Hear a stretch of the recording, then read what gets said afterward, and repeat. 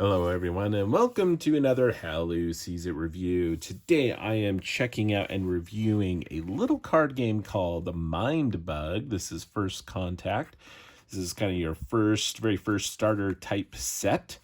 It is for 2 players, and I like to think of it as like a 2-player battling card game, dueling card game, uh, love letter style, if I can say it that way. Because each person starts with just a small little random deck. There's 48 different cards. There's, duplicates of certain ones. Some are unique. But there's 48 cards, and each player in a game is going to shuffle up. You're going to deal 10 randomly to each player. And you're going to go back and forth. What I really like about this game is the simplicity. So I like to say it's like the love letter dueling card game, because in this aspect of it's very simple. In love letter, you're kind of drawing a card, playing a card. In this, with a lot of dueling card games, such as like Magic the Gathering and all these things, they can become very, very complicated. And what they tried to do, the designers of this, is really just kind of keep it very streamlined, and yet there's a lot of very interesting back and forth decisions in this little game. So, right off the bat, you may notice one of the designers listed here as Richard Garfield, who helped with Magic the Gathering and King of Tokyo, lots and lots of different very popular games. We also have other designers listed there, as well as the illustrations. Again, it's a very quick game. They say 15 to 25 minutes. And really, it is as they say, no preparation time, no deck construction. It's really, really quick right out of the box. Published by Nerd Lab Games. Really just kind of put out by them. And so what do I like? What about the quality of the components? So as you can see here, it's just this little tuck box, which I think is really great. It's very portable.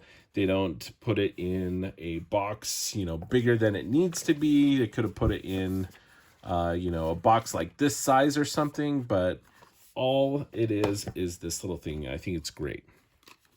With leftover cards, you can actually use these as life counters. Each opponent has 3 life or 3 hit points. You can use the leftover cards here as those hit points. So as you take damage, you can basically remove that, put it at the bottom of the deck or what have you. You could also use other tokens, but everything can be played just right out of the deck, which is really awesome. So the other thing I like about it is the simplicity. The rules and instructions are great. There is going to be some like keywords here for the different types of cards. If you're familiar with a lot of dueling card games, these may seem a little familiar to you, if not exactly, similar to other games. It is going to feel similar. You'll just have to get used to what those keywords mean. On the back of the rule book, though, there's the little reference, so I think it's great. Very, very simple, very easy to get into very quickly. And you'll want to, I think, you play a quick game and you'll want to play another one right after. So that's a big plus.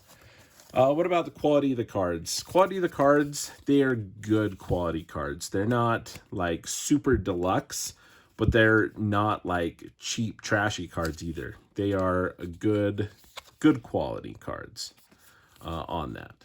The artwork is really, really great. And you have some really fun kind of weird creatures in this game, right? So you kind of have some very unique artwork to add to this game. There's a Sharky Crab Dog mummy puss, right?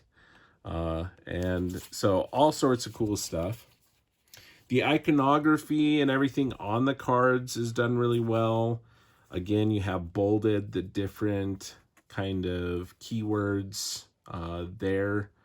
Uh, it has, the opponent cannot activate play effects. There's some reference and some explanations to some of these.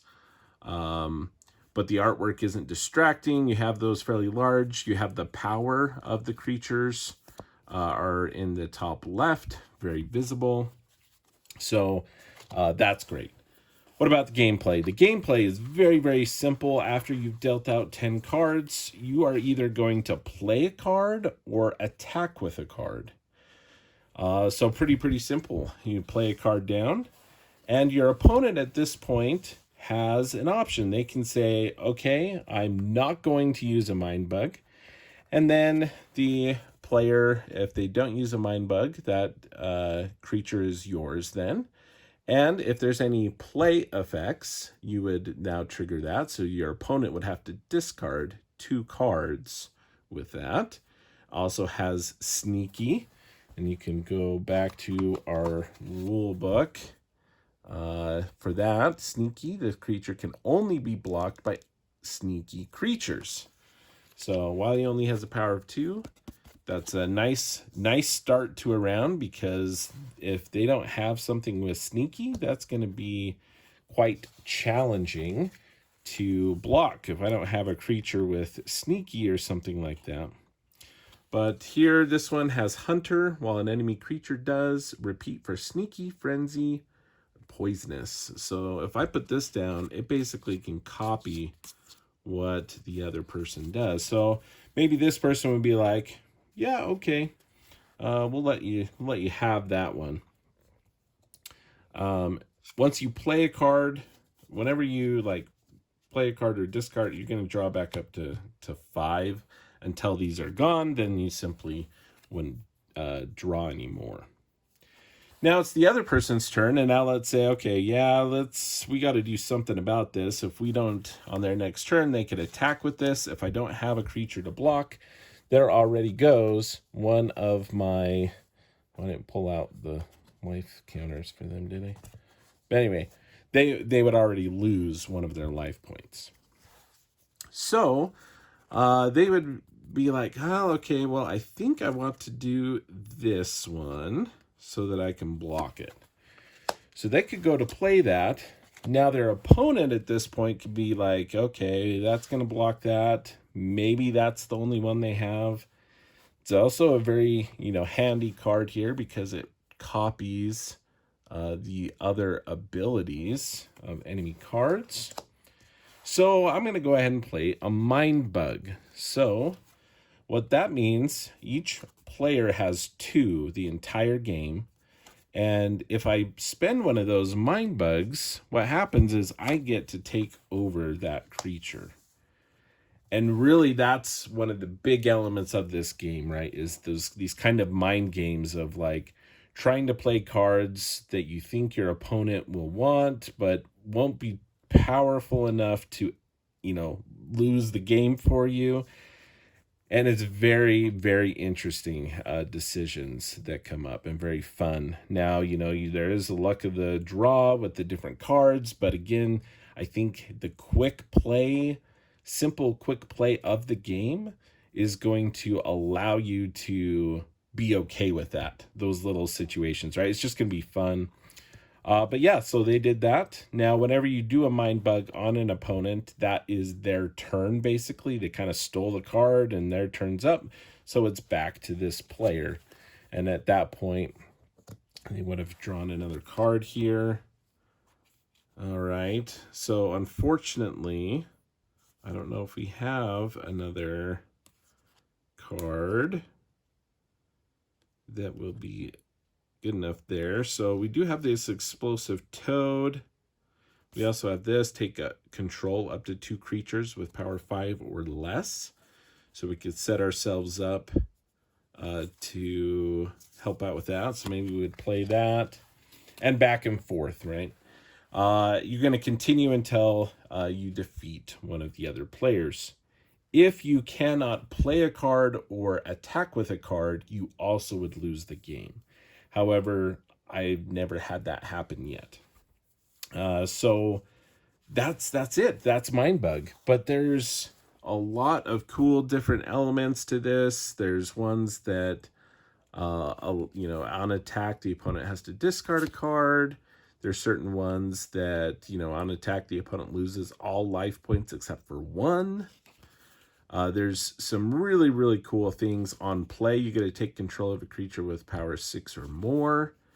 And it's all about, what do I think they have and what are these different abilities. This one, you get to set your life points equal to the opponent. So if you're down a lot, you're down to your last life point and they're at 3, the Mysterious Mermaid could pull you right back in it. The Spider Owl is very, very good, sneaky and poisonous. You have the Chameleon Sniper, sneaky, and on attack, the opponent loses a life point just from the attack. Only a power of 1, but just by attacking, they're going to lose a life. So there's some really, really cool ones. It's really bizarre creatures. I love this Snail Hydra. We have these Shield Bugs, which give you tough. Basically, they get other allied creatures have +1, but tough is they also basically have 2 life points. Usually, the higher, if you're attacking one of the creatures, whoever has the highest is going to lose. But if this one, is attacked and they get hit, they just turn sideways. They basically have 2 hit points rather than just 1. So that's Mindbug. I think the gameplay is really fun, really interesting, nice and quick, and really enjoyed this one. Quick play. It's one that you can easily take to work and play during a lunch break, a couple rounds even. So very, very fun. I really enjoyed this. Curious to check out some more of their cards. But that is Mindbug. That is how Lou sees it.